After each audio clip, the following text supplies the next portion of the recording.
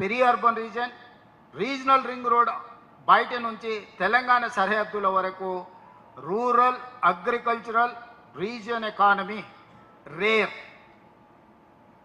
Rural agriculture region economy, regional ring road బయట నుంచి తెలంగాణ సరిహద్దుల వరకు అగ్రికల్చర్ ఎకానమీని పెంచాలని, మన దగ్గర విత్తనాలు పండించడానికి మంచి భూమి, ఆర్గానిక్ ఫుడ్ పండించడానికి మంచి భూమి, మనకు పండ్ల తోటలు పెట్టుకోవచ్చు, కూరగాయల తోటలు పెట్టుకోవచ్చు, చాలా వ్యవసాయము సేంద్రియ వ్యవసాయం చేస్తే లాభసాటిగా వ్యవసాయం మారుతుంది. సో 3 భాగాలుగా service sector, manufacturing sector, agriculture sector. Service sector వచ్చేసి ఔటర్ రింగ్ రోడ్ ఇన్సైడ్ ఉన్నది service sector, regional ring road inside ఉన్నది మ్యానుఫ్యాక్చరింగ్ సెక్టర్, తెలంగాణ సరిహద్దుల నుంచి రీజనల్ రింగ్ రోడ్ వరకు మనకు అగ్రికల్చర్ సెక్టర్. 3 సెక్టర్లుగా తెలంగాణ రాష్ట్రాన్ని విభజించి భవిష్యత్తు ప్రణాళికలు రచించి ఈ దేశంలో ఏ రాష్ట్రంలో లేని మౌలిక వసతులు మన దగ్గర ఉన్నాయి. అదనంగా ఇప్పుడు 4 ఎయిర్పోర్ట్లని ఈరోజు కోమటిరెడ్డి వెంకటరెడ్డి గారు ఢిల్లీలో మాట్లాడి తీసుకొచ్చారు.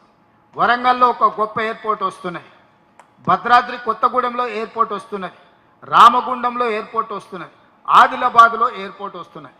10 ఏళ్ళు అయితే ఉన్న ఎయిర్పోర్ట్ల కమిషన్లు దొబ్బిండి కేసీఆర్ తప్ప రెండో ఎయిర్పోర్ట్ కట్టాలన్న ఆలోచన చేయలే.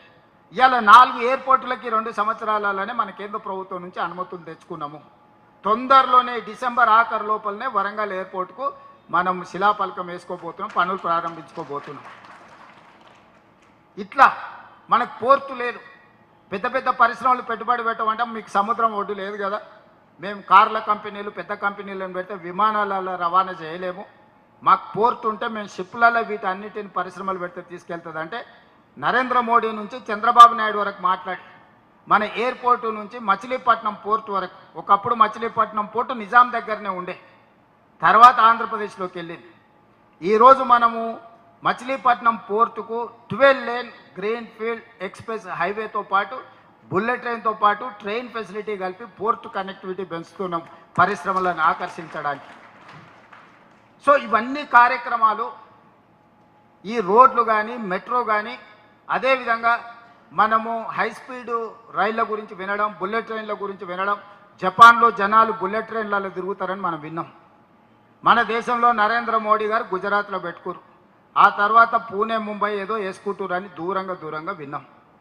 మీ రాష్ట్రాలు చేసుకున్నవాడు మాకెందుకు ఇయ్యారని కేంద్రంతో కొట్లాడి ఇవాళ హైదరాబాద్ నుంచి బెంగళూరుకు ఎక్స్ప్రెస్ హైవేతో పాటు బుల్లెట్ ట్రైన్ కూడా మనం మంజూరు చేయించుకున్నాం. హైదరాబాద్ నుంచి చెన్నై వయా అమరావతి ఎక్స్ప్రెస్ హైవేతో పాటు బుల్లెట్ ట్రైన్ కూడా ఈరోజు మనం మంజూరు చేయించుకున్నాం. ప్రాథమికంగా ఒప్పుకున్నారు, వాటిని పేపర్ మీద కావాలని రేపు నరేంద్ర మోడీ గారిని కలిసి నువ్వు ఇస్తావా సస్తావా అని ఇలా మనం అడగనికి పోతున్నాం. ఎందుకంటే నువ్వు గుజరాత్కు తీసుకెళ్తున్నావు, నువ్వు గుజరాత్ ముఖ్యమంత్రి కాదు, ఈ దేశానికి ప్రధానమంత్రి. గుజరాత్కి ఏమేమి ఇచ్చినావో తెలంగాణ కూడా అవన్నీ ఇవ్వాల్సిందే. ఇవ్వకపోతే ఖచ్చితంగా ఈ రాష్ట్రంలో బీజేపీని మొత్తం నేలమాటం చేస్తావు. ఈ రాష్ట్రంలో బీజేపీ ఉండనే ఉండదు. ఒక ప్రణాళిక తీసుకొని రేపు ప్రధానమంత్రి గారిని కలిసి విజ్ఞాపన పత్రం ఇస్తున్నాం. మనం అడగడం మన బాధ్యత, ఇవ్వకపోతే కొట్లాడడం మన హక్కు. అడగకుండానే ఇవ్వలేదని మాట్లాడితే తప్పు మన వైపు ఉంటుంది. ఒక్కటికి 10 సార్లు అడుగుతాం. ఇక్కడ వ్యక్తిగతమైన పైరవి లేదు, ఇక్కడ రాష్ట్ర ప్రజల ప్రయోజనాల కోసం ఒక్కటికి 10 సార్లు అడుగుతాం. కేంద్ర మంత్రులను, ప్రధానమంత్రి ఒక్కటికి 100 సార్లు ఢిల్లీకి పోయి అడుగుతాం. ఇచ్చిండ్రా సరే సంతోషం, ఇవ్వకపోతే తెలంగాణ ప్రజలు ఏ విధంగా వ్యవహరిస్తారో బీజేపీ రుచి చూస్తుంది. ఇలాంటివన్నీ కార్యక్రమాలు తీసుకొని మనం ముందుకు వెళ్తున్నాం. మరి ఇన్ని కార్యక్రమాలు చేస్తే మంత్రులు లేకపోతే ప్రభుత్వం ఆ కార్యక్రమాలలో ఉంటే ఇది ప్రజలకు చెప్పాల్సిన బాధ్యత. చేయడమే కాదు, చేసింది చెప్పుకోవడం కూడా చాలా అవసరం రాజకీయాలలో. మరి ఎవరు చెప్పాలి ఇవన్నీ? ప్రజలకు ఎవరు చెప్పాలి? మీరే కదా, జిల్లా అధ్యక్షులే కదా. మీరు రాష్ట్ర అధ్యక్షులు జిల్లా అధ్యక్షులకు చెప్తారు, జిల్లా అధ్యక్షులు మండలాధ్యక్షులకు చెప్పాలి, మండలాధ్యక్షులు గ్రామాధ్యక్షులకు చెప్పాలి, గ్రామాధ్యక్షులు ఆ వార్డులో ఉండే అధ్యక్షులకు చెప్పాలి. ఇది మన స్ట్రక్చర్. ఇందులో మీరందరూ కష్టపడి పని చేయాల్సిందే.